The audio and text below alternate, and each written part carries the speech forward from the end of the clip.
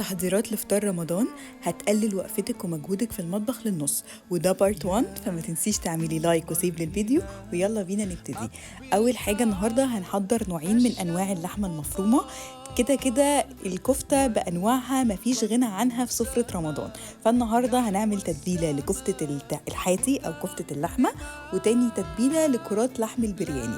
لأول نوع ده نص كيلو من اللحمة، حطيت عليه بصلاية مفرومة فرم ناعم ومتصفية كويس من المية، شوية بقدونس، وهننزل عليهم بنص معلقة من الفلفل ومعلقة صغيرة من الملح، وهننزل عليهم بنص معلقة من البابريكا وشوية صغيرين جدا من جوز الطيب. جوز الطيب من الحاجات اللي بتغير الطعم. انا بحب الجوز الطيب تبقى فريش وابشرها، بس اللي هو شعر جوز الطيب.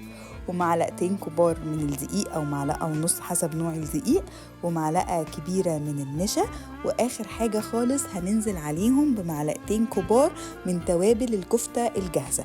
وهنبدا نمكس الكلام ده كله بايدنا لحد ما اللحمه بيسموها تتسمغ، اللي هو تحسي ان فيها زي سمغ كده او بتمط معاكي. وبعد كده هنصبع الكفته، هنجيب ميه البصل اللي احنا صفيناها ونحط عليها معلقه من الزيت وشويه صغيرين من الملح وشويه صغيرين من الفلفل. وانا هنا فصلت ما بين الكفته علشان ما تلزقش في بعض، وده شكلها بعد ما خلصت. وتاني نوع بقى ندخل عليه كرات لحم البرياني. ده نص كيلو من اللحمة، هنحط عليه بصلاية متقطعة وسط وشوية كزبرة وفلفل حار، بس لو انتي مالكيش في الفلفل الحار هتحطي فلفل رومي. وبعد كده هنضيف عليهم معلقة صغيرة من الجنزبيل الفريش، ولو مفيش فريش نقدر نستبدله باودر، نص معلقة من الفلفل الأسود ومعلقة صغيرة من الملح. وبعد كده هنضيف عليهم نص معلقة صغيرة من البابريكا، أنا بستخدم البابريكا المدخنة بفضلها، ومعلقة صغيرة من الكمون، وعليهم معلقة صغيرة من السبع بهارات. واخر حاجة هنضيفها معلقتين كبار من البقسماط. وانا كنت نسيت اقول ان احنا ضفنا فصين او 3 من التوم حسب حجم التوم، لو التوم كبير يبقى فصين، لو صغير يبقى 3 فصوص.